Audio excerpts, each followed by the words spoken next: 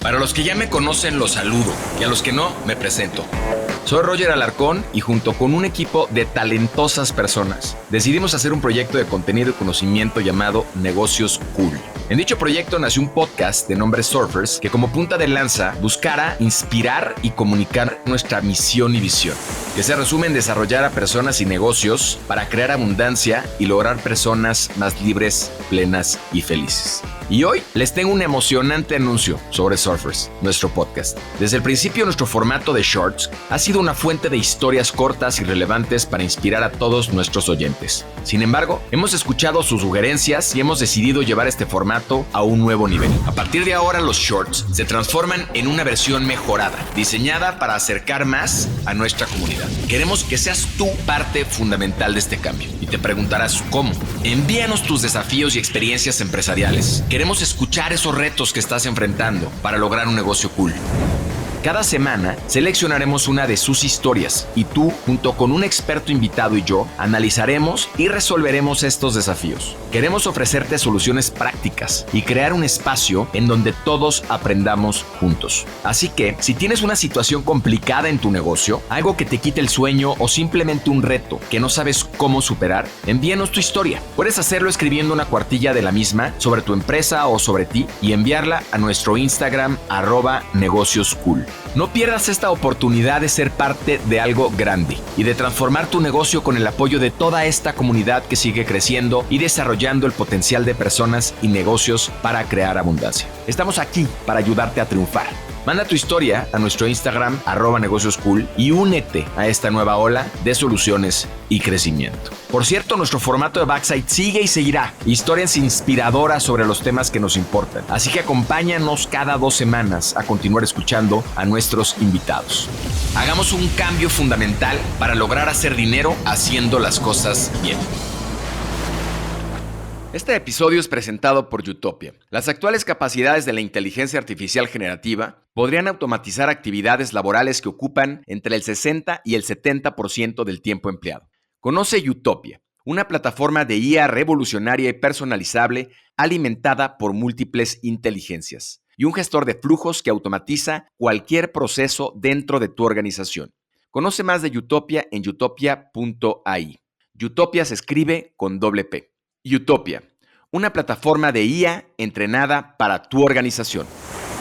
Y ahí como que me cayó el 20 que qué iba a ser de mi vida si seguía en esas circunstancias. A partir de ahí tomé ese fracaso, ese tocar fondo, ese llámale como quieras, como reto, porque ahí tenemos la opción de o tirarte al llanto y decir no puedo, estoy gordito, fumo, me duele todo, o ponértelo como reto. Primero, claro, un reto lógico que era terminar 5 kilómetros y tal vez algún día hacer una carrera de 10 kilómetros que fue de mis principales retos. Y ahí empezó la vida del Luis Alberts. El único objetivo que tuve, hacer 100 Ironman, el cual cuando lo completé dije, se acabó. Tardé 24, 25 años hacer los primeros 100 Ironman y después 8 en hacer los siguientes 100. Ya estaba encarrerado. Ya era, pero parte de mi zona de confort hacer 10 Ironman por año o más. Entonces ya el 200 era otra vez redondear un número de muchos Ironman. Y yo, digamos que hice esta compañía con la intención de hacer una coinversión y volverla a la número 1 del mundo. Vendíamos, por decir, $100,000 anuales y fabricábamos en su peor época 24 tanques al mes. Hoy estamos fabricando como 5,000 tanques diarios. Yo lo que me dediqué a hacer es primero rezar y quitarme ese sufrimiento y enfocarme en las pocas energías que tenía, llegar vivo para no dejar huérfano a mi hijo. Yo lo que tenía en la mente es, imagínate lo que le voy a dejar a mi hijo si me muero. Cuando le pedí a él permiso y él me dijo que sí podía el Everest, como que, híjoles, o sea, no es nada más de me voy, no, ya me había dado permiso. Es un componente a esa edad muy grueso, o sea, no podía dejarlo huérfano. Dije, no me voy a morir, punto. Si tú intentas algo, tienes 2 resultados, o éxito o aprendizaje. Esa siempre la digo porque primero no hay que tenerle miedo al fracaso porque no existe. Yo me quito de esa palabra fracaso y es aprendizaje si lo tomas bien. Luis es uno de los atletas más atrevidos y valientes que yo conozco. Y haber platicado con él fue poder juntar muchos de los temas que tocamos en este podcast para entender nuestro propósito con el de nuestras empresas, cualesquiera que éstas sean, siempre cuidando la mente y el cuerpo en todo momento. La voluntad es uno de los elementos humanos más poderosos y sin duda en esta plática es más que evidente. Se define como una persona ordinaria haciendo cosas extraordinarias. Y vaya que lo es. 205 Ironmans realizados. Además de haber subido o escalado las 7 montañas más grandes del mundo, empresario exitoso, padre y bueno, podríamos seguir. Para algunos quizá es un insaciable de logros extraordinarios y para otros un superhombre. Su historia es un claro ejemplo de determinación y superación que desafía lo humano y que trasciende comunicando alrededor del mundo su historia para transformar e inspirar a otros. Nuestro backside hoy será: si yo puedo, tú puedes. El poder de la determinación. Estamos en nuestro backside número 31 y en esta ocasión nos acompaña Luis Álvarez, mexicano, 62 años, destacado Ironman, triatleta, alpinista, empresario, conferencista y padre de familia. Posee el récord mundial de haber completado más de 160 Ironmans en 5 continentes, lo que lo convierte en la única persona en lograr esa hazaña. Además de su carrera deportiva, es ingeniero en electrónica y comunicaciones y ha tenido una exitosa trayectoria como empresario en la industria automotriz. Su pasión por el deporte, el liderazgo y los valores lo convierten en un conferencista internacional y mentor para equipos de alto desempeño. Bienvenidos, surfers, mi querido Luis. Mi estimado Roger, qué gusto estar contigo.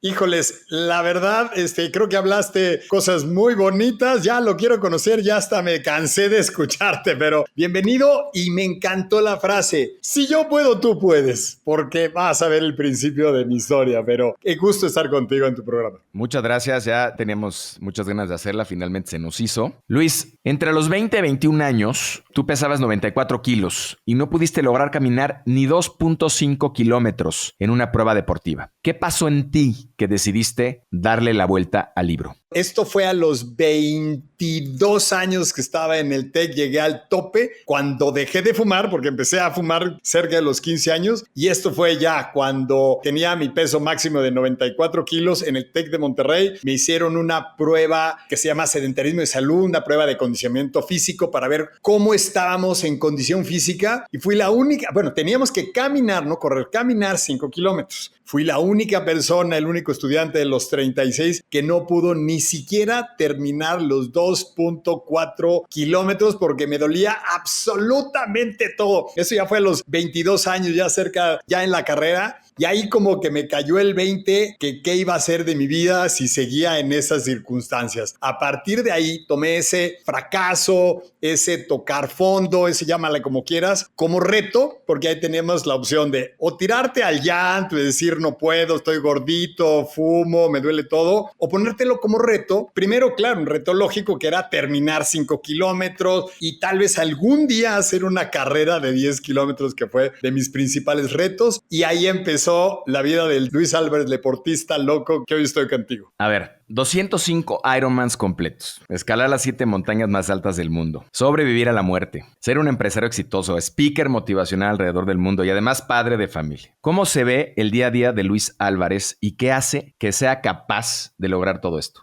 Primero, no hay un día a día porque ha variado en las diferentes etapas de la vida. Inclusive ahorita pues ya me dedico a ser más principalmente speaker, entonces tengo más tiempo. También soy consejero, pertenezco a algunos grupos empresariales, por supuesto con el deporte, pero todo lo que dijiste, más trabajar de 8 a 12 horas diarias, es un día, digamos que muy complicado. Yo me levantaba, si bien me iba tarde, tipo 4 de la mañana, porque a veces tenía las primeras conferencias con mis socios que eran austriacos, entonces ellos ya era el mediodía y las primeras horas era trabajar porque también tenía que entrenar, entonces trepado en mi bicicleta con audífonos, no había esas llamadas en Zoom, pero yo iba trabajando, entonces tenía la computadora conectada a la pantalla, trabajaba, escuchaba conferencias, entonces para las 6 de la mañana ya tenía por lo menos 2 horas de haber trabajado y de haber hecho ejercicio. Ahí me preparaba y normalmente desayunaba, y ya te estoy hablando del pasado, de cuando eran los días más intensos, yo creo. Desayunaba, comía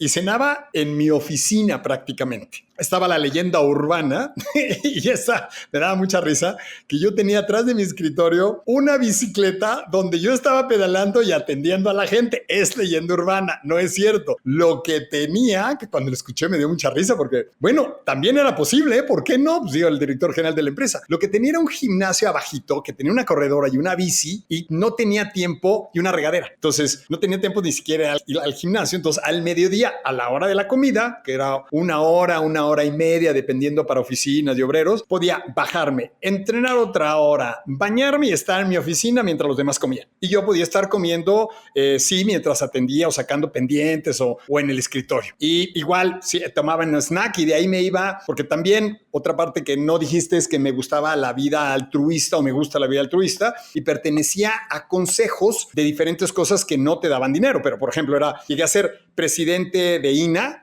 presidente de COMSE, sección Austria, Canacintra, SAE, llegué a ser presidente de SAE Internacional, sección México y parte del board. Entonces, en las tardes era pues ir a los edificios de Chrysler, a las juntas de SAE, o ir a la INA, o ir a COMSE, o ir a estas otras actividades extracurriculares que no te daban dinero, pero alguien tenía que hacer esta chamba por luchar por esta industria en México que siempre hemos sido líderes en exportación, en crecimiento y que nunca nos hemos dejado de decretos y de cosas. Entonces, pues siempre he tratado de hacer esa parte que, por cierto, ahorita me la recordaste, también llegué a ser consejero de Periódico Reforma, de Club y de otras actividades extracurriculares que no te dan dinero, pero te dan mucha satisfacción. Luis, y en este sentido, a ver, ¿por qué 205? ¿Dónde está el límite de Luis? ¿Por qué 50? Realmente el 205 fue una consecuencia. Te voy a decir qué buscaba yo. 1986 hice mi primer triatlón, ¿ok?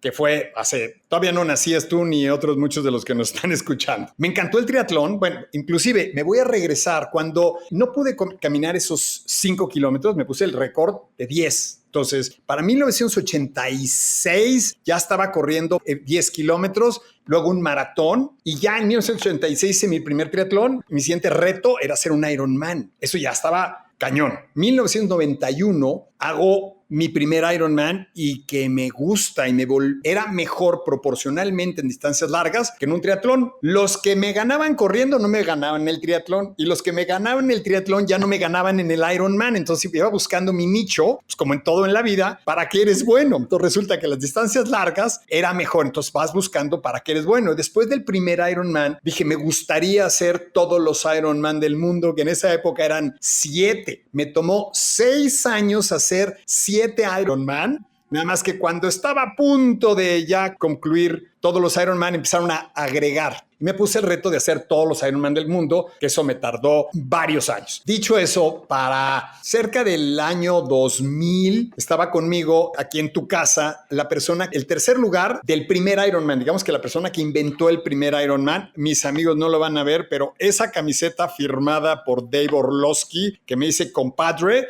estábamos tomando unos tequilas aquí. Me dice, oye Luis, tú tienes 56 Ironman, ¿por qué no llegar a 100? Bueno, no me dijo, ¿cuántos tienes? Y le dije, no sé. Saqué mi caja de medallas, la tiré en el piso, porque era una caja que ahí las guardaba, como todo mundo tenemos las medallas ahí en un cajón. Las conté, tengo 56. Me dice, oye Luis, ¿por qué no 100? ¡Qué bonito número! Y le dije, ¿tú por qué no todos los Ironman del mundo? Para que estemos en un club, ¿no? De hacer todos los Ironman del mundo. Y le pusimos una fecha de caducidad. Para el 35 aniversario de Kona, Hawái, tú llevas todos y yo llevo 100. Y ese fue, digamos que el único objetivo que tuve, hacer 100 Ironman, el cual cuando lo completé dije, se acabó. Tardé 24, 25 años hacer los primeros 100 Ironman y después 8 en hacer los siguientes 100. Ya estaba encarrerado, ya era... Perdón, pero parte de mi zona de confort hacer 10 Ironman por año o más. Entonces ya el 200 era otra vez redondear un número de muchos Ironman, pero yo te lo voy a cambiar de nada más el por qué hacer 100 o 200 Ironman en la vida diaria. Si tú te pones un objetivo, pues como todos, oye, vamos a vender, pues le puedes un número o en millones o en crecimiento de la empresa, pues ya que lo tienes, tú nunca le vas a preguntar a Coca-Cola, oye, ¿por qué te pusiste el objetivo de vender $1 billón? Pues primero me puse el de 100, luego el de 200, luego el billón. Y si ya tienes el billón, pues ¿qué quieres? Pues 10 billones o 100 billones. Entonces, esto no es una característica del Ironman. Sí, yo creo que es una característica de Luis Álvarez, es salirse de su zona de confort. No tengo ningún objetivo de cuántos me faltan. No me interesa el 300 o hacer más. Me interesa sí mantener un récord, que es la única persona que ha hecho todos los Ironman del mundo que han existido por lo menos una vez. Se oye un poquito largo para acotarlo, pero pues ¿por qué no seguir con ese récord si mi cuerpo, mi bolsillo, mi tiempo lo permiten? Entonces me sigo saliendo de mi zona de confort. Mi reto es seguir cumpliendo con eso y digamos que lo demás viene por añadidura. O sea, el número no está en mi cabeza, como no estuvo en mi cabeza otras muchas cosas del trabajo, de las ventas, simplemente se fueron adecuando a las posibilidades y a los retos que tenía en esa época. Ahorita vamos a profundizar en ese tema. Hay un episodio de tu vida empresarial en donde el grupo de 5 empresas de tu padre va a la quiebra. De esas 5 empresas que conformaban, pierden 3, tú te quedas con la más pequeña y logras rescatarla, y después de estar a punto de perderla nuevamente, la posicionas como la número 1 del mundo en fabricación de tanques de combustible. Cuéntanos esa historia y cómo es que logras posicionarla de nuevo y qué papel juega el deporte en esta historia. Bueno, si quieres que te platique la historia y cómo fue, necesitamos como 5 días de plática y como 3 podcasts. Y si te digo los éxitos, te lo puedo resumir en pocos. Si quieres que te dé los fracasos, ahí sí necesitamos mucho más tiempo. Pero, a ver, ¿alguien se acuerda? ¿Tú te acuerdas del error de diciembre, pero inclusive antes, de la devaluación catastrófica que tuvimos y que se nos fue el peso de 23 o de 12 a 23 y los réditos o los créditos bancarios se fueron del 10, del 12, del 15 al 100%? ¿Te acuerdas de esa época? Bueno, nosotros acabábamos de hacer una coinversión porque siempre quisimos crecer las compañías. Hicimos una coinversión con una empresa canadiense, SKD, que teóricamente íbamos a en 2 años vender, subir, crecer el grupo, y nos agarró la devaluación. En esa devaluación, todo el crédito con lo que se forjó esa nueva empresa todo el dinero fue un crédito. Entonces, nuestras deudas se incrementaron al doble, para empezar, por la devaluación, más irse anualmente al 100% por los créditos bancarios que teníamos, más el que nosotros vendíamos exclusivamente en pesos a la industria automotriz. Si tú tienes un contrato con una industria automotriz de una pieza en pesos a 10 pesos, aunque esté devaluado, aunque te suba la materia prima, ahora sí que explícales para que te den un aumento del 100%, te dicen no, para empezar. Entonces, tienes que subsidiar, tienes que pelearte, tienes que demostrarlo y nada de esto es inmediato. Dicho eso, buscamos todas las alternativas posibles y la única posibilidad de llegar a retomar las empresas era ponerlas en suspensión de pagos. ¿Qué quiere decir? Quiebra técnica. Chapter 7 es quiebra total, o sea, suspensión de pagos, y quiebra total, y Chapter 11 o suspensión de pagos parcial es, digamos que renegociar la deuda. Dicho eso, pusimos todas las compañías, inclusive mi papá, porque tenía créditos personales, en suspensión de pagos. Con eso evaluamos y no íbamos a poder salir con las deudas que teníamos. Entonces empezamos definitivamente a dejar empresas morirse, porque no íbamos a poder sobrevivir con todas. De ahí quedaron esta empresa, la más grande que nos llevó prácticamente a la quiebra, la tuvimos para, digamos que quitar parte de la deuda, dársela a los socios, todavía que darles a deber dinero, pedir prestado y reestructurar toda la deuda y dejar 2 compañías vivas. Y una de estas compañías, que era la de facturación más pequeña, que a final de cuentas dividimos, digamos, la dirección general y mi hermano se quedó con una de estas, que es la de muelles, mi hermano Angus, y yo, digamos que hice esta compañía con la intención de hacer una coinversión y volverla a la número 1 del mundo. Vendíamos, por decir, $100,000 anuales y fabricábamos en su peor época 24 tanques al mes. Hoy estamos fabricando como 5,000 tanques diarios. Digo, esa empresa yo ya no la dirijo, pero no sé si puedes ver la proporción extraordinaria de crecimiento. Y empezamos por el principio, reestructurar la deuda y buscar, se devaluó, Entonces, ¿qué podemos hacer? En vez de vender en México, era vender en el extranjero porque estábamos devaluados. Entonces, desde la empresa de muelles nos volcamos a exportar. No estábamos importando, ahora estábamos en exportación y por el precio, por la paridad peso-dólar, entonces éramos muy competitivos. Entonces, empezamos a crecer en exportaciones, empezamos a buscar la conversión y ya esa es una historia muy larga en la cual por fin, me estaba a punto de asociar con una empresa y esa empresa se vendía o quebraba. O sea, estoy hablando de 10 años de tratar de hacer una conversión hasta que por fin hicimos una conversión con una empresa austriaca para volvernos la compañía número 1 del mundo en la fabricación de tanques de combustible que se llama SAG. Y dicho esto, ahorita me preguntaste, ¿y qué relación esto tiene con el deporte? Y es una historia muy bonita. Primero, el deporte me dio ciertas características que son disciplina, planeación. Si tú dices el Ironman, bueno, pues la disciplina obvia, la planeación. Pues un Ironman en un año tienes que ver si va a ser calor, frío, cómo vas a entrenar la bicicleta, terreno, la ropa, todo lo que va con la planeación a un año. Se cierran algunos Ironman en 5 minutos, entonces no es como, ay, mañana me inscribo. Tienes que planear muchas cosas y eso lo aprendí yo y lo apliqué a la empresa. Entonces, sí, las características de disciplina, compromiso, planeación, las adapté, pero algo bien padre y bien bonito, cuando yo viajaba a las competencias, buscaba qué empresa era la número 1 del mundo en lo que yo estaba fabricando. Entonces, si había un Ironman en Sudáfrica, pues ¿quién está produciendo tanques en Sudáfrica? Tal, pues las iba a ver. Y en Asia. Y en una de esas locuras llegué al Ironman de Klagenfurt, en Austria, y me habían dicho que la empresa número del mundo era SAG. Dije, ay, pues les hablo por teléfono. Les digo, oigan, soy Luis Álvarez, con su competidor en México. Voy a estar en una competencia a media hora donde están ustedes. ¿Me invitan? Vente. Entonces, normalmente me dejaban entrar a sus plantas, me invitaron ahí, conocí a los dueños, no me dejaron entrar porque eran muy celosos tecnológicamente. Y claro, cada vez que entraba a una planta, no es que hiciera nada malo, pero no tengo que robaba ideas. Pero claro que me llevaba las ideas y luego yo no tomaba fotos, no hacía nada que no pudiera ser íntegro, pero llegaba y los implantaba. Tengo unas ideas de Canadá,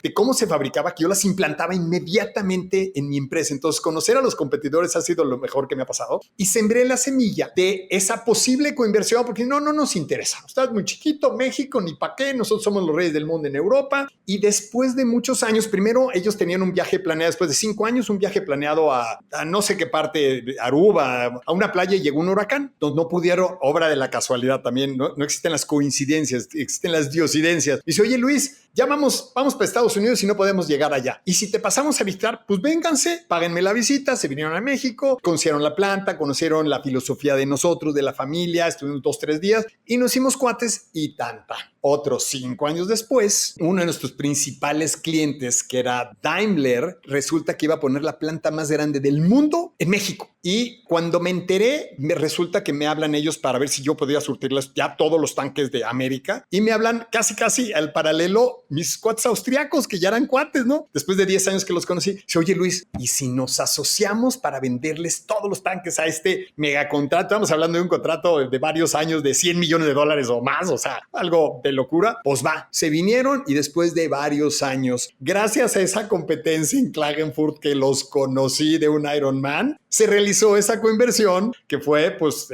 volvernos el número 1 del mundo. Creo que ya no me quiero seguir de la historia, pero creo que con eso contesté esa pregunta específica. Te voy a robar la idea ahora que empiece a competir internacionalmente para conocer a mis futuros socios comerciales. Claro, y es una bonita excusa. Perdiste la relación de tu papá a los 15 años. ¿Cómo se ven esos años para ti? ¿Cómo te forjaron? ¿Qué aprendiste? Y sobre todo, ¿qué aprendiste en la relación que tienes hoy con tu hijo? Híjoles, qué buenas preguntas, me encantaron. Ahí te puedes playar cosas que nunca he mencionado. Mencionaste rompí la relación y yo te lo traduzco en palabras muy, muy gráficas que son, me corrió de la casa a los 15 años. Punto. Ahora, ¿por qué? Pues porque me peleé con la esposa de mi papá, él se volvió a casar, no me llevaba bien con ella. Nada extraordinario, era travieso, pero pues después de pelearme con la esposa de él y yo salir huyendo de la casa, regresé después de un par de semanas a hablar con él y casi le dije, güey, ya huyó, y me dijo, pues no vuelves a poner un pie en esta casa, adiós. Entonces, a los 15 años dije, chirión, ¿qué va a ser de mi vida? Y a los 15 años decidí estudiar en la escuela más dura, vamos a decir, y más cara, porque también era así como que venganza, ¿no? Ahora sí me tienes que pagar la escuela. Y me fui a Monterrey sin conocer a nadie, solo, sin tutor, y con la bendición de que me iba a pagar la escuela y la comida, yo trabajaba para mantenerme más o menos los gastos, pero claro, me ayudó en lo que necesitaba. ¿Y qué aprendí de esto? Primero, le agradezco todo lo que me dio, pero me le agradezco lo que no me dio. Me volví un vendedor nato porque pues no lo vi en varios años hasta que retomamos una cosa para trabajo. También aprendí la responsabilidad porque me mandaba dinero por telegrama. Imagínate, un telegrama llegaba a tu casa, llegaba ese telegrama, llegabas a telégrafos y eso te lo daban en dinero y pues tú hacías con él lo que tú querías, o pagabas la colegiatura o te ibas de reventón. Pero si te ibas de reventón, pues no ibas a ser nadie en tu vida. Entonces me dio la responsabilidad, que siempre pagué las colegiaturas que tenía que pagar, usaba para lo que era, la responsabilidad, pero me volvió vendedor. O sea, sabía que no iba a depender de mi papá, no era el junior. Entonces me puse desde trabajar en bares acomodando cajas de cervezas. Hice todo lo que tuve que hacer para salir adelante. Y bueno, eso me volvió la persona que hago hoy. Y bueno, también eso, pues para mí es un ejemplo de que a mí me funcionó, que no siempre es bueno. Y también me gusta, tengo una relación mucho mejor con José Manuel, pero con mi hijo, pero bueno, trato de no darle pues todo lo que es para que, híjoles, traerlo siempre apretado, porque cuando a los hijos que queremos lo mejor para ellos, claro que le podríamos hacer la vida fácil, pero cuando le das todo, pues no sabes cuáles son sus capacidades y él no va a saber hasta que no tenga el reto. Por ahí va la pregunta, ¿no? Luis, hace unas semanas, Elon Musk y su equipo lograron hitos extraordinarios en múltiples frentes. SpaceX lanzó con éxito esta nave Interstellar al espacio, Tesla presentó avances significativos en la conducción autónoma, se publicó un código fuente de Grok, que es la inteligencia artificial, Neuralink proporcionó una actualización impresionante sobre la interfaz cerebro-computadora. ¿Consideras a Elon Musk como un superhumano? Hay muchas personas que tienen habilidades extraordinarias. Somos gente ordinaria haciendo cosas extraordinarias, pero sí tiene ciertos dones y habilidades, así como es más fácil ponértelo en la parte deportiva, así como Usain Bolt o Michael Phelps. Va a ser difícil que lo igualen en alguna cosa. Sí hay personas con habilidades definitivamente extraordinarias, coeficientes. Ahorita no sé cuál sería o cuál suma de características tuviera para ser lo extraordinario que es, pero sí, definitivamente es un superhumano como estas personas que te estoy mencionando. Algo tienen para poder llegar a esos grandes retos que a pesar de las 1000 horas va a ser difícil si no tienes ese don o ese toque extraordinario, ese superpoder que inclusive en una de las conferencias se mencionaba. Pero lo difícil aquí es conocer y descubrir y explotar tu superpoder. Imagínate que él hubiera querido correr, sea deportista y hubiera querido ser futbolista. Pues ya valió madres todo lo que hicimos del SpaceX y de Tesla, porque estaría necio tratando de jugar fútbol, ¿no? Usain Bolt tratara de hacer una coinversión, pues no sé. Entonces, sí tiene ciertas habilidades y la gran ventaja de él es que la descubrió y la explotó, pero definitivamente tiene cosas extraordinarias. Como decía alguien, que el contexto es todo, ¿no? Si tú hubieras puesto a Da Vinci a correr los 100 metros planos, dirías, pues Da Vinci es un pendejo, ¿no? Si hubieras puesto a Usain Bolt a hacer la Gioconda, pues probablemente dirías que es un pendejo. Entonces hay que poner a las personas en el contexto indicado, porque es donde demuestran su genialidad. Y yo aquí debatía con un amigo en este tema y le decía, sin duda es extraordinario, probablemente coeficiente, pero creo que dos variables son importantes. Una es esta voluntad kantiana de rebasar los límites propios de la humanidad y sin duda, porque si no, no lo haría posible, hacerse de un equipo más extraordinario que él, que tenga la capacidad de lograr estas hazañas, porque sin duda todavía no conozco a alguien que tenga superpoderes sobrenaturales, digamos, en la historia humana. Luis, normalmente uno pensaría que un ciego es incapaz de realizar una hazaña como descender el Everest o correr un Ironman. Hoy tú guías 4 personas ciegas en competencias de Ironman. Cuéntanos la historia en donde tu hijo, por un lado, te salva de morir en el Everest y este suceso te lleva a convertirte en un guía de ciegos para competir en Ironman. Híjoles, me pusiste la carne de gallina, pero sí déjame, por favor, cerrar con broche de oro en lo que acabas de decir, que eso de necesitar de todo mundo, qué importante es, porque también los que corren necesitan los coaches y yo me he rodeado de gente muy muy capaz y la empresa la pudimos hacer gracias a todos los empleados que hemos tenido y a las gentes y los ejemplos y los podcasts. Por eso me encantan, porque aprendes muchísimo, te acortan tu nivel de errores o te acortan tu tiempo de éxito con los errores que ya viste que hicieron los demás, leer libros. Entonces, sí, algo bien importante que depende de ti, que es descubrir tu superpoder, de echarle ganas, de no tener límites, pero solo nunca nadie va a poder hacer fantástico. Si Michael Phelps no encuentra a ese entrenador, igual hubiera ganado muchas medallas, pero tal vez no sería la persona que soy. Entonces, cerramos con broche de oro de eso, porque soy el más bendecido y más agradecido. Y segunda, siempre he tratado de tener a alguien, de conocer a alguien y de juntarme con gente más rápida, más buena, más inteligente, y no le tengo envidia, le deseo lo mejor y me han ayudado mucho. Entonces, cierro con broche, reafirmando lo que dices, tienes toda la razón, y me regreso al tema de las competencias con personas ciegas. A ver,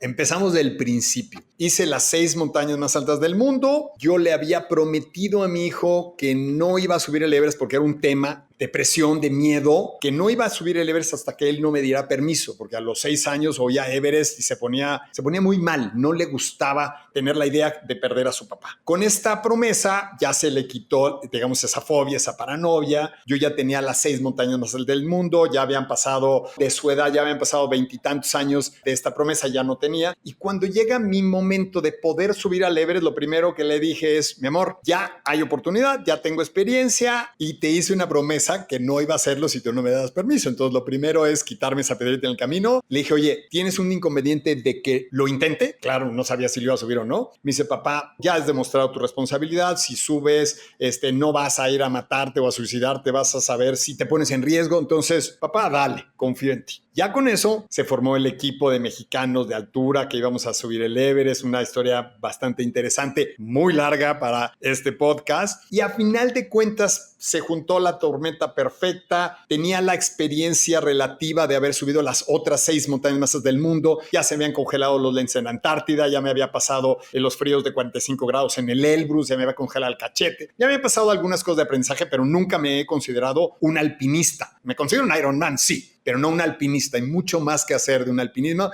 Yo soy Villamelón de la montaña, pero con las aptitudes suficientes y necesarias. El Everest es una montaña difícil por la altura, no por la parte técnica, 8,848 metros. Entonces ya llevo 5 operaciones de columna, me habían operado, entonces yo tenía ciertos problemas en la columna, me volvió a dar un episodio de columna, entonces yo prácticamente ya había perdido la esperanza de llegar a la cima del Everest. Luego se empezaron a arreglar las cosas, me empecé a sentir bien, llegó la fecha de, se dice, atacar cumbre, salí a la cumbre, me empecé a sentir bien milagrosamente, recuperé fuerzas, alcancé la cima del mundo, puse la bandera de México para el equipo de los mexicanos que íbamos, y de bajada, ya a 8,300 metros, que es el campamento C3, o sea, es el más bajito después de la cumbre. Entro a la tienda de campaña, siento un dolor espeluznante en los ojos y todavía no sabía qué había pasado. Hoy sé que se me empezaron a hacer úlceras, se me quemó la córnea, pero como que mi cuerpo todavía no me había avisado, porque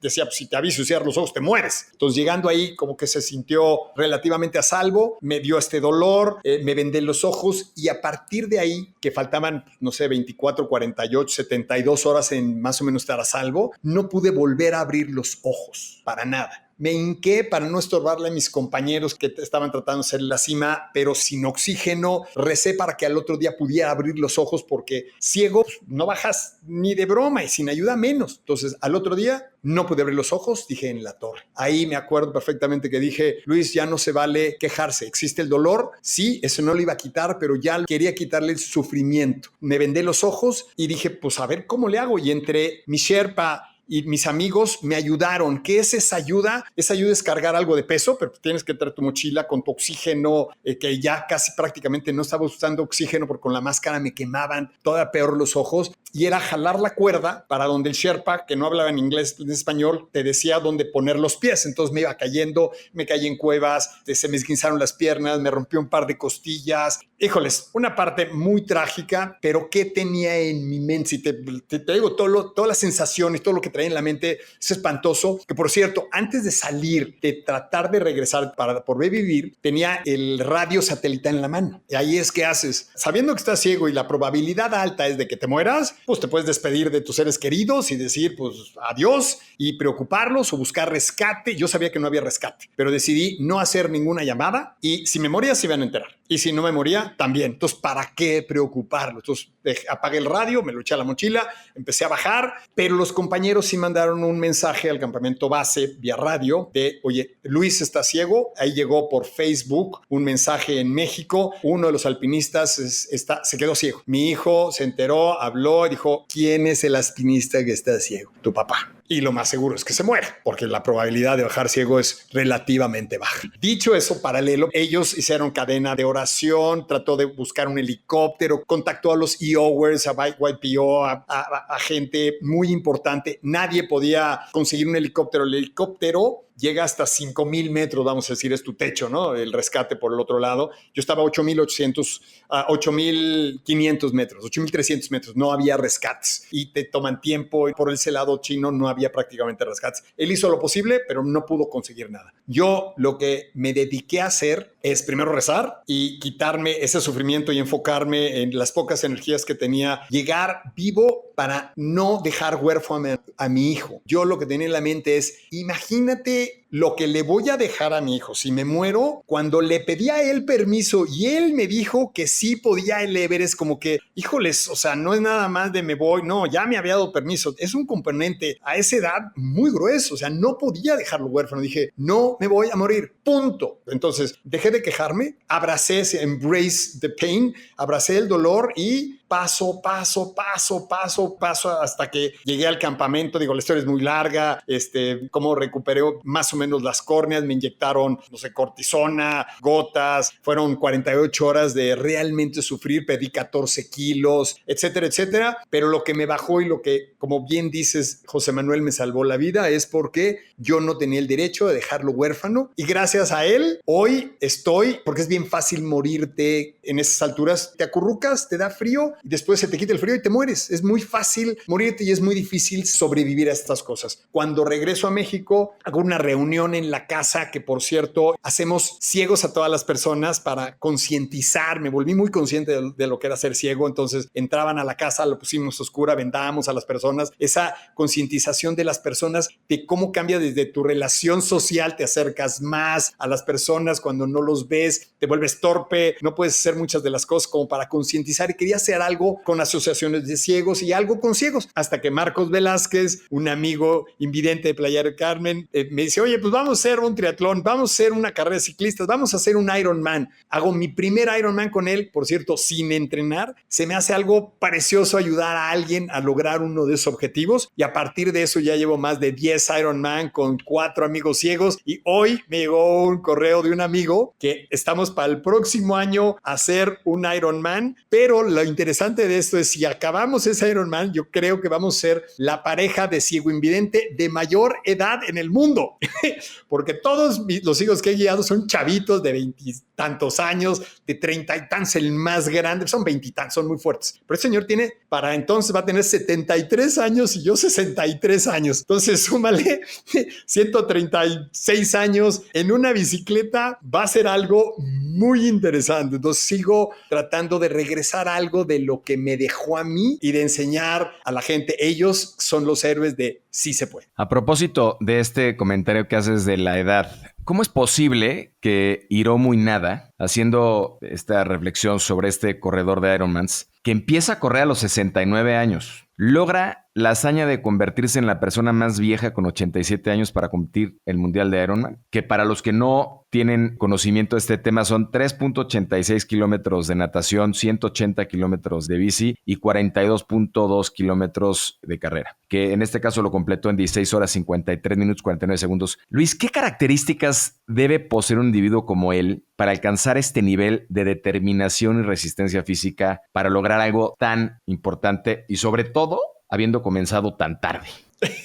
Bueno, primero yo creo que tiene que tener una característica que yo tengo, es no tenerle miedo al fracaso, porque tus probabilidades de no terminar una de esas carreras cada vez son, y una y otra vez son muy altas. Entonces seguramente si empezó a esa edad fue, sé quién es, No he platicado con él. Voy a estar próximamente en el Ironman de Japón, a ver si me lo topo por ahí porque es nuevo, entonces tengo que ir. Mira, ya me pusiste un reto, voy a tratar de platicar con él, ya luego te platico. Pero seguramente algo le pasó en su vida a los 69 años que dijo, hijo, les voy a hacer triatlón, voy a hacer esto. Mucha gente empieza, yo conozco un corredor que empezó en esa época, a los 50 años, después de su segundo infarto, a hacer ejercicio porque le dijeron que hacía ejercicio y llevaba ya, no sé, 30 maratones. Entonces, seguramente algo le pasó para que cambiara su estilo de vida y seguramente no tenía miedo al fracaso para poder intentar algo nuevo a esa edad. Y seguramente, ¿por qué pudo? Que es la pregunta, es porque lo intentó. Esa es la única razón porque la que pudo hacer, y ya se abrió categorías hombres y mujeres de 85, 90, es porque lo intentaron y no tuvieron el miedo de hacerlo. Y claro, tuvieron los otros ingredientes que son la disciplina, la preparación y todo lo que lleva para poder llegar a tener una historia de éxito. Si tú diario dices, voy a hacer un Ironman, ahorita tú dime cuántos Ironmans llevas, pero si no entrenas nada y diario te lo propones, pues no vas a hacer un Ironman. Entonces, no nada más es quererlo, desearlo, ser necio, tienes que hacer las otras cosas de ingredientes, ¿no? ¿Cómo logras este equilibrio entre este impulso, este gran motor del desafío que tienes, ¿no? Estas palabras me gustan mucho, las dijiste hace un momento, ¿no? Y creo que lo dije en algún capítulo, pero mi hija me enseñó a los 7 años que tiene, llegó con una frase y me dijo, papá, ¿sabes por qué lo hago? ¿Por qué, mi amor? Porque puedo, porque quiero y porque no tengo miedo. Y yo dije, wow. Entonces, considerando ese porque quiero y porque puedo, ¿cuál es este equilibrio que hay que encontrar entre tu cuidado físico y mental de cara a seguirte imponiendo retos y desafíos? Primero, tengo la pura cara, pero no soy tonto. Entonces he adecuado mis retos a lo que puedo, debo y estoy haciendo sin tenerle miedo al fracaso, pero me estoy cuidando. A ver, ahorita mis objetivos que son hacer, no sé, 5, 6, 7, 8, 9 Ironmans al año, aunque parezca raro, es menos difícil ese objetivo de hacer muchos a hacer menos de 10 horas en un Ironman, ¿no? Entonces, la velocidad te desgasta, te acaba y te lesiona más que la cantidad. Yo durante muchos años busqué la velocidad y eso me desgastó mucho. Inclusive eso me llevó a las operaciones y a varias de las cosas. Entonces cambié calidad por cantidad para buscar la salud. Esto es como el chiste del español y la bala, que le saca una bala a una pistola. Como no me estás viendo, te lo voy a medio describir. Le saca la bala se la pone en la frente, se la pone en el corazón, se la pone en el hombro y la expresión es, joder, aquí lo que mata es la velocidad. Dicho esto, es más desgastante correr 100 metros como Usain Bolt que hacer una carrera de campo traviesa de 50 kilómetros, aunque digas, ay, a ver, ¿cómo? Si son 9 horas, son kilómetros, entonces te desgasta menos. ¿Por qué? Simplemente por el pavimento, por la velocidad. Estamos hechos sudamos y estamos hechos para perseguir antílopes durante 3 días, para cazarlos y para hacer las cosas, pero no estamos hechos tanto para la velocidad. Entonces, he cambiado, y ahorita regresando ya, redondeándote todo lo que te platiqué, he cambiado mis objetivos. Yo sé que entrenar 1 o 2 o 3 al día a una intensidad baja me va a mantener más sano, y hacer 5 Ironman me va a mantener más sano que tratar de hacer carreras abajo de 45 minutos el kilómetro. Sí he adaptado, inclusive tuve con problemas del corazón el año pasado, me operé, y también la otra cosa es que hago todo lo que esté en mis manos, incluyendo la tecnología y las cirugías, para recuperarme. Tengo 5 cirugías de rodillas, 3 de hombro, 4 de columna, 1 de corazón para recuperarme, y ahora el doctor me acaba de decir antier que ya no voy a poder hacer un deporte que iba a empezar, que me encantaba, que era el siguiente reto, que eran las apneas. Posiblemente ya no pueda bucear, porque en la operación del corazón, en la ablación, que me quemaron 74 pedazos del corazón, tuvieron que hacer un agujero de un lado a otro para poder pasar entre las ventrículas. Dicho eso, el corazón se recuperó perfectamente de la operación, que era la arritmia y la taquicardia, ¿ok? Pero ese agujerito que me hicieron para poder realizar la operación ya no se cerró. A veces se cierra y a veces no. No es grave que se cierre, pero cuando no cierran, pasan burbujas de un lado a otro. Esas burbujas te pueden ir al pulmón y esas burbujas del pulmón te pueden matar. Entonces, ese agujero por la operación ya no voy a poder pujar, ya no voy a poder hacer apneas y ya no voy a poder hacer algunas otras cosas. Entonces, pues ya me las quité del menú. ¿Qué busco? Sí, salirme en mi zona de confort, sí seguir corriendo distancias largas, sí seguir haciendo pesas, sí seguir haciendo las cosas. Ahora estoy cambiándome a la natación. Ahora quiero hacer natación de aguas abiertas porque es menos desgastante que correr. Entonces me adapto a seguirme saliendo de la zona de confort, buscando lo mejor que puedo de la condición física, pero no soy tonto. Tampoco voy a decir las cosas que ya no debo de hacer impacto porque tengo varias operaciones de columna. Entonces me estoy adaptando, y aunque parezcan retos inclusive más difíciles, yo quiero hacer nadar de Asia a Europa y de Europa a África. Ay, güey, se oye espectacular. Si te lo explico, voy a decir, nada, tampoco está tan difícil. Pero quiero seguir haciendo retos que a mí me llamen la atención sin poner realmente en riesgo mi salud. Después de todo el rollo que te estoy diciendo, más o menos te quedó claro. Muy claro, y creo que ese poder adaptativo hace que precisamente puedas lograr cosas grandes, ¿no? De lo contrario, probablemente te estamparías en el primer reto. Ahorita mencionabas un par de palabras, usaste tecnología y de alguna manera métricas, medir, ¿no? En el Backside con Javi Razo platicábamos de los biohackers, y él, de alguna manera hablando un poco en contra o bastante en contra, hablaba de este sinsentido de querer medir todo y modificarse, olvidándose del presente y generando mucho estrés innecesario. Pero ¿cómo medir para avanzar sin perderse en el camino? Dijiste algo muy importante, y aquí hay unas reflexiones padrísimas. Primero, una frase que yo siempre he tenido, sobre todo en las empresas, es: lo que no se mide no se controla. Antes era todo en papel, no podías hacer las cosas, era muy difícil englobar la información, etcétera, etcétera. Y cuando empezaron los ERPs, los Key Factors, todas esas cosas, empecé a ver una empresa global pudiéndola medir y poner objetivos muy concretos de eficiencia, de eficacia, de accidentes, de horas extras, de 20,000 cosas. Ahora, hay una gran diferencia entre la información y los datos. Tú puedes tener una gran cantidad de datos que no te sirven de absolutamente nada. Ahí es donde te pierdes. Si eso no lo puedes convertir en información, no midas. ¿Para qué? O sea,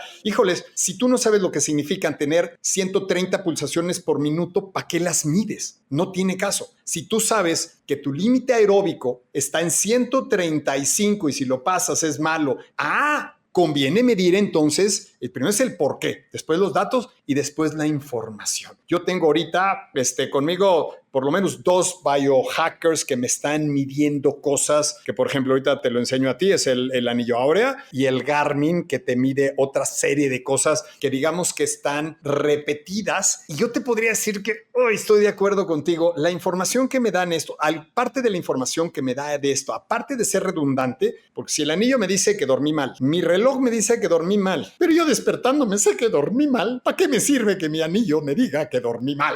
¿No? De absolutamente nada, ni mi reloj. Si tú tienes una suficiente base de datos de estos medidores de pulso, oxigenación, condición, sueño, y los empiezas a relacionar con estrés o con viajes.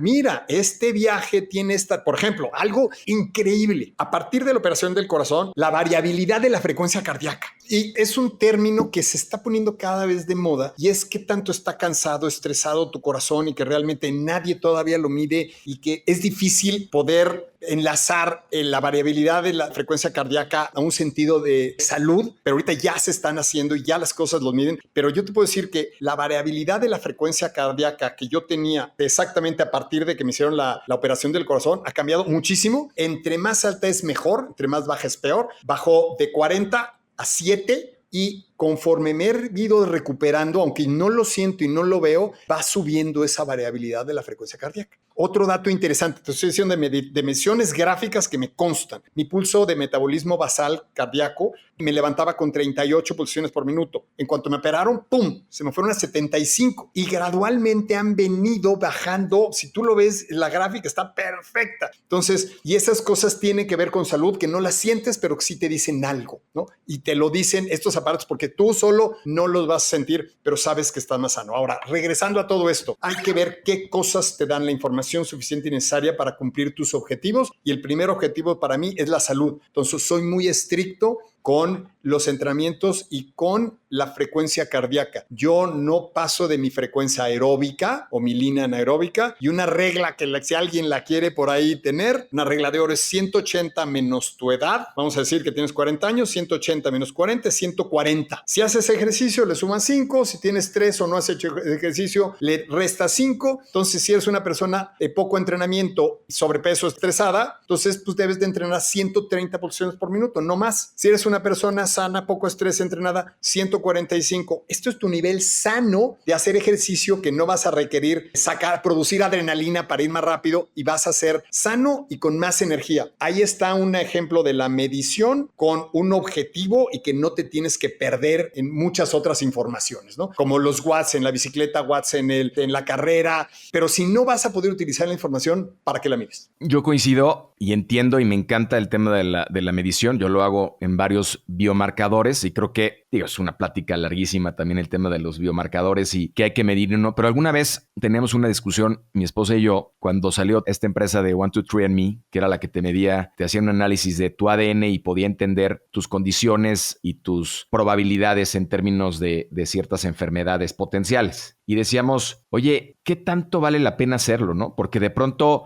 el precondicionarte algo que te va a decir un estudio podría ser inclusive peor para algunos en términos del estrés que generaría y del potencial del daño, en términos de la poca información que puede entender, en este caso, la persona, y trasladarlo a un episodio en donde en lugar de estar trabajando conscientemente en los hábitos básicos, ¿no? Podría meterse en un rollo que en su momento hablábamos, por ejemplo, de mi bisabuela, ¿no? 105 años, pues que no tuvo, ¿no? Mi bisabuela murió de 105 años fumando y tomando, con una vida sedentaria. En fin, me extendí mucho con mi respuesta diciéndotelo, pero creo que sin duda hay que medir, hay que entender cuáles son estos biomarcadores, pero sobre todo creo que también hay que aprender a disfrutar, a entender y escuchar tu cuerpo y no estarte preocupando tanto número. Totalmente de acuerdo, y eso también depende mucho de la persona, qué tanto le afecta, qué tanto quiera. Hay unas variables, como dijiste ahorita, que podríamos meternos en una discusión eterna, pero depende de muchas otras cosas. Pero sí, si no lo estás disfrutando, no lo hagas, punto. Te va a causar más estrés. Luis, ¿qué consejo le darías a una persona para comenzar a hacer y a hacer lo que siempre ha deseado? Primero, cualquier cosa que quieras empezar, ejercicio, negocio, lo que sea, la palabra entrenamiento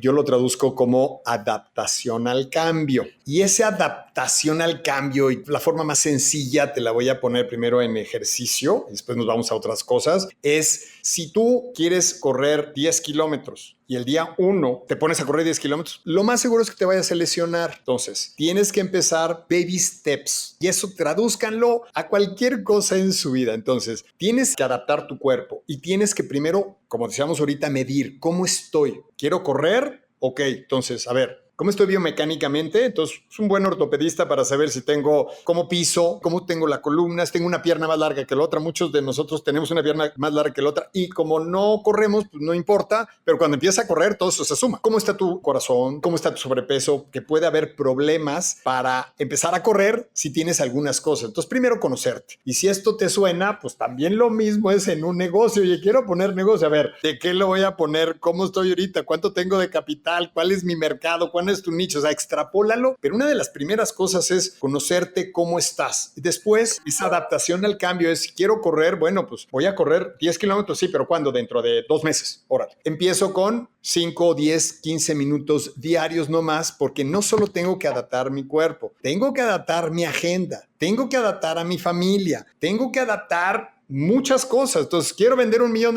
Sí, pero ¿cuándo? Tengo que empezar adaptando a las personas, a los conocimientos, a los sistemas, a las computadoras, a los permisos, a pagar impuestos. Todo esto son adaptaciones de qué queremos ser. Entonces, todo empieza con querer, con no tenerle miedo al fracaso, pero eso no quiere decir ser tontos. Entonces, no es nada más es un buen educated guess, es cosas realistas. Si vas por un negocio, pues no arriesgas el patrimonio de toda la familia, porque pues igual no resulta, ¿no? Todos los baby steps. Entonces, dicho eso, ya a partir de que sabes cómo estás, que tienes un objetivo, que vas subiendo poco a poco, es mi recomendación, digo, eso es lo que he hecho y que a mí me ha funcionado. La siguiente es, ¿cuál es tu superpoder? Tal vez tu superpoder también es juntarte con gente que sí sabe. Eso es muy útil. Entonces, ¿cuál es tu superpoder? Casi tan importante como el superpoder, depende de lo que vayas a hacer, es ¿para qué eres malo? Oye, si yo quiero ser deportista y no sé nadar y soy malo nadando, pues no empieces con la natación, maestro. Yo empecé haciendo ejercicio. Cuando pasó eso, ni siquiera corriendo. Me metí a los aeróbics. ¿Por qué? Porque era muy divertido y brincabas y era un salón y había música. Entonces, ni siquiera sabía lo de la carrera. Entonces, me metí a algo que me gustaba, que me divertía, que podía hacer. Cuando tú te preguntas ¿para qué eres malo? Oye, por ejemplo, yo en la empresa soy muy ingenioso, soy buen ingeniero, soy muy bueno en ventas, pero soy muy mal contador. Entonces, ¿qué busqué? Alguien fantástico y que me le podía tener toda mi confianza en Rodrigo Dromunto, que era la parte de contabilidad y que él me arreglara toda esa parte. Entonces, ¿sabes cuáles son tus superpoderes? Los explotas. ¿Sabes para qué eres malo? Y lo sustituyes y lo compensas para qué desgastarte haciendo las cosas cuando eres malo. Híjole, si yo tengo un hijo y le va muy bien en las matemáticas y es muy bueno pintando, pues yo no le voy a poner un maestro de matemáticas, le voy a poner un maestro de pintura y le voy a explotar lo que es bueno. Claro, pues que pase las materias, que sea, pero explotemos, a veces queremos compensar las cosas. Entonces, saber para qué es bueno, saber para qué eres malo. Si lo mueves así, lo zarandeas y le pones el que te gusta, el que te divierta, y aquí hay una frase que digo yo que la verdad me encanta y es: cambia el tengo por el quiero. Con eso termino mis pláticas y nos hemos visto, inclusive yo, hijo, estás en la mañana y dices, es que hoy tengo que correr 10 kilómetros. Tienes que correr ni madres y no tienes que entrenar. Pues no vas a llegar a ser un Ironman, ¿no? Oye, tengo que ir a trabajar. No tienes que ir a trabajar. Claro, te van a correr, no te van a pagar, no vas a tener lana, pero no tienes que ir a trabajar. El tengo que es alguien que te domina externamente. El quiero, tú estás siendo responsable de tus acciones, de tus compromisos, de tus errores y de lo que tú quieras y lo abrazas. Entonces, yo me puedo quedar 10 minutos más. No, pues no quiero. Ok. Y sí, oye, a ver, es que no voy a hacer, no voy a poder, no voy a viajar al Ironman de Japón. No. A ver, sí quiero. Entonces cambio el tengo por el quiero. Para mí es de las cosas más importantes. Si haces eso, te va a hacer, y es lo que vas a hacer para ser la mejor versión de ti. Yo no sé a dónde llegues, pero va a ser la mejor versión de ti. Te contribuyo con otra que es opto por. Yo opto en lugar de yo tengo. Es lo mismo. Me encantó, claro. Yo creo que la había descubierto, pero ya ves. Cuéntanos quién es José Manuel y qué llegó a enseñarte a tu vida. Mi hijo José Manuel Álvarez Vega, que ha sido mi experimento, me ha ayudado a enseñar que cualquiera puede hacer lo que se proponga. Y me refiero a que, bueno, pues yo puedes decir que tengo ciertas características o ya me dedico a los entrenamientos, etcétera, etcétera. Y yo lo agarré como experimento desde los 6 años, que me lo llevé a caminar al Nevado de Toluca, perdón, al Ajusco. Y a los 6 años llegó hasta la cima del Ajusco sin intentarlo. Fuimos caminando, se iba sintiendo bien y yo, la verdad, no le recomiendo o no se recomienda llevar a un chavo de 6 años a caminar no sé cuántas horas para llevar a 4,200 metros. Pero lo pudo porque quiso hacerlo, confiaba en su papá y no fuimos a escalar. Fuimos a platicar, a conversar, a sacar fotos a las lagartijas, nos divertimos. Después, a los 7 años, su primer triatlón. ¿Por qué? Pues porque su papá lo hacía y se divirtió. Y luego a los 12 años, bueno, ahí tuve un accidente en un Ironman, me lastimé los pies y ahí dije, oye, un maratón lo podrá hacer cualquier persona prácticamente sin entrenar, maratón o Ironman. Y le dije a mi hijo José Manuel, que tenía 12 años, oye, mi amor, ¿me acompañas a hacer un maratón? Sin entrenamiento, sin habilidades. No lo corrimos, lo caminamos. Y descubrimos él y una amiguita de 12 años, que puedes a los 12 años caminar, trotar un maratón prácticamente sin entrenar y sin lesiones y estando bien. Esto lo que me ha enseñado José Manuel es que, híjoles, qué padre no tener ese paradigma, yo le digo elefantito que nació sin cadenas, de no tener ese paradigma de no puedo hacerlo, y eso me ha enseñado a seguir teniendo eso, me ha enseñado el amor incondicional, porque ya con que naces ya lo amas, o sea, no tiene que hacer absolutamente nada, y hacer una mejor persona y hacer de mí una mejor persona cada vez. Y me refiero a que nadie estudiamos ni nadie sabemos ser papás. Y cometemos todos los errores del mundo. Y con él, híjoles, cada vez que te topas y cada vez que lo lastimas de alguna forma, y pues ellos son los dueños del mundo y ellos tienen todas las necesidades, tú tienes que aprender a no lastimarlos, a darles o a no darles, a buscar cómo puedes hacer la versión de ti para hacer a alguien que pueda explotar todo su potencial y a tener la paciencia. Me ha enseñado también a ser la mejor persona porque como papá he cometido muchos errores y hoy por hoy quiero seguir intentando y siendo mejor papá cada vez. Luis, quiero ser respetuoso de tu tiempo, ya se nos acaba este set de olas y quisiera que compartas con nuestra comunidad un libro, una frase y alguien a quien admiras para surfear las olas del emprendimiento y vivir más libres, plenos y felices. Qué bueno estuvo el capítulo, me encantaron tus preguntas. A ver, primero, un libro para los que quieran empezar a correr y a trotar, a ver si lo encuentran, puede ser por internet, que a mí me cambió la forma de entrenar porque yo entrenaba como bestia, todo, lo máximo. Hay un libro que se llama Training for Endurance, que te enseña esta fórmula que te dije de 180, ahí viene, que se llama del doctor Maffetone, que está muy interesante porque te cambia tu siempre ir a tu máximo a ir en lo que debes de ir para evitar lesiones el resto de tu vida. Y que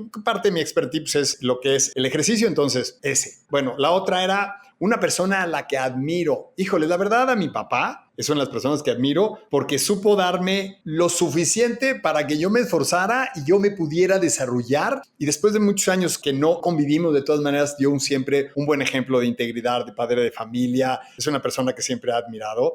Es una persona aterrizada que me enseñó mucho por lo que no me dio también. Una frase, híjoles, te voy a decir, yo creo que ahorita una que te he mencionado es: si tú intentas algo, tienes dos resultados, o éxito o aprendizaje. Esa siempre la digo porque primero no hay que tenerle miedo al fracaso porque no existe. Yo me quito de esa palabra fracaso y es aprendizaje si lo tomas bien. Para mí es una frase que uso mucho y que me gusta y que le quito el miedo al fracaso. Luis, muchas gracias por atreverte a surfear estas olas con nosotros. Nos quedan muchas preguntas probablemente para otro capítulo más y ser parte de este movimiento para generar abundancia con impacto. Cuéntanos, por favor, en dónde te pueden encontrar nuestros surfers. Mis redes sociales son muy fáciles, en general son Luis Álvarez Ironman.